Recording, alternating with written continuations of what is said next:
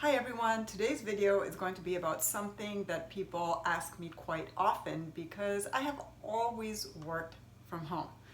I am actually way more productive in my home setting than I would be at an office. And I know this because a few times I have collaborated with companies where I actually had to come into the office. And guess what happened? I had to catch up after the workday in my hotel room because I really couldn't accomplish much while in the office.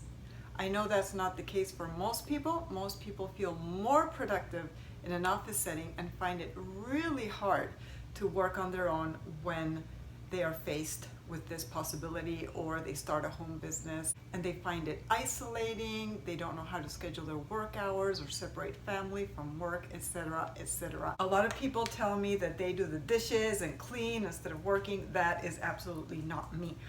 But I am going to give you a few tips that might be able to help you if that is you.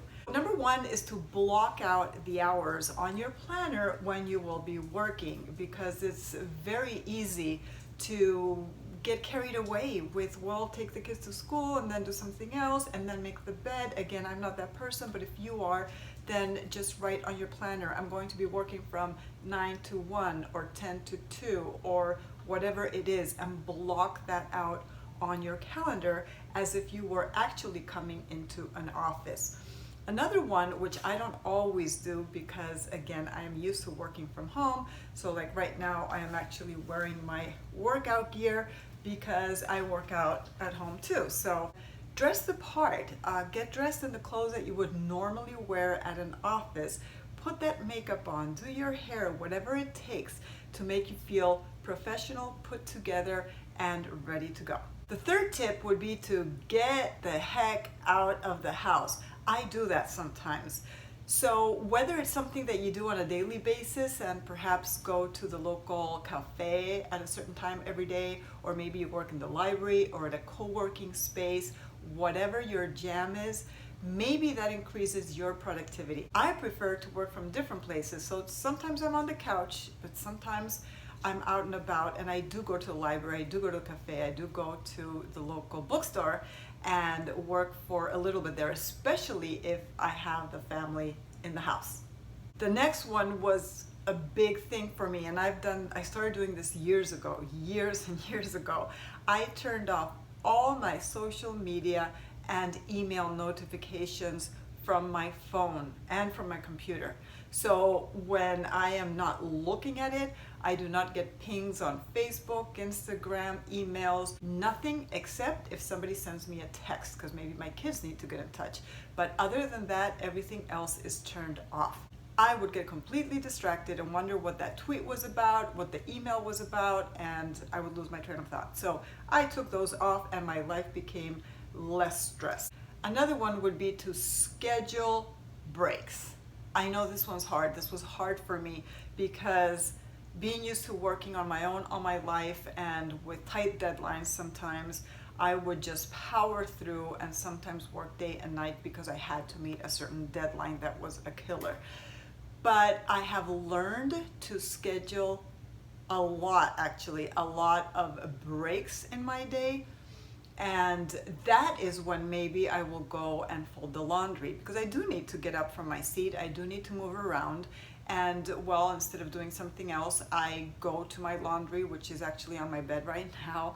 And on my break later, I will fold it all and put it away. And that will be it. That will be my break. And then I will go back to work, and then I will schedule another break. And maybe in that break, I will just have a cup of coffee or write in my journal or talk with my kids or whatever. Not scheduling breaks is not a good thing for me. I used to say yes to everything, give myself unreasonable time frames to complete work by, and I thought that the gods of freelancing were just gonna punish me if I said no to something.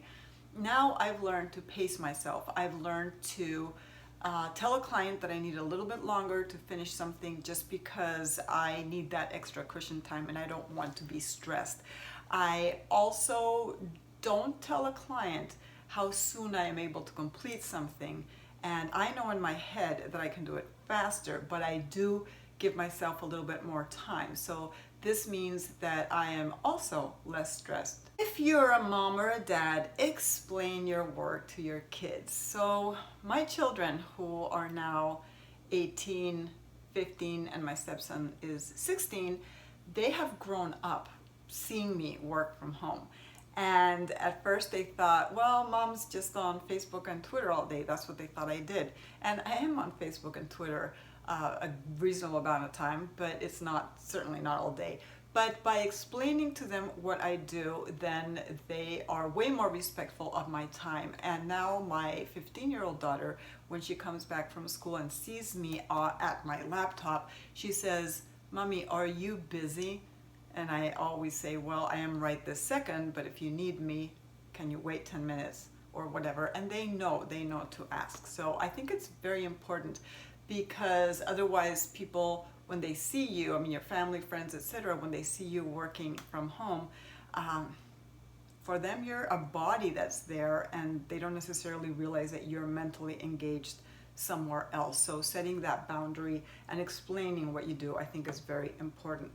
For me, working in my peak hours is the best thing that could ever happen to me.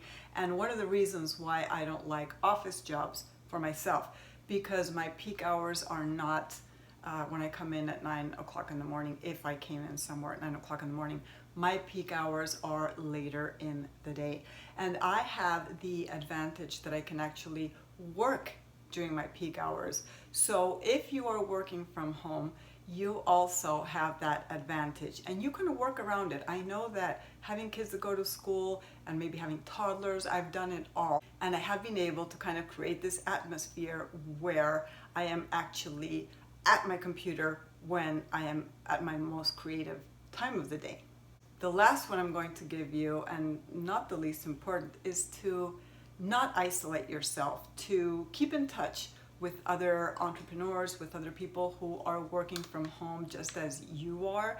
Maybe you can schedule calls with them. Maybe you can just send each other messages. Maybe you can meet up in person to discuss what it's like to work on your own. So these are my tips. Maybe you have some of your own.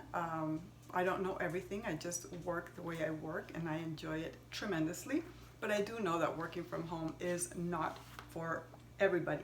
As usual, I like to recommend one of my books, which is Reach: From Single Mom on Welfare to Digital Entrepreneur, which tells the story of how I lost it all during the Great Recession and reinvented myself online. I simply took my communications career from print to online, and it worked out for me.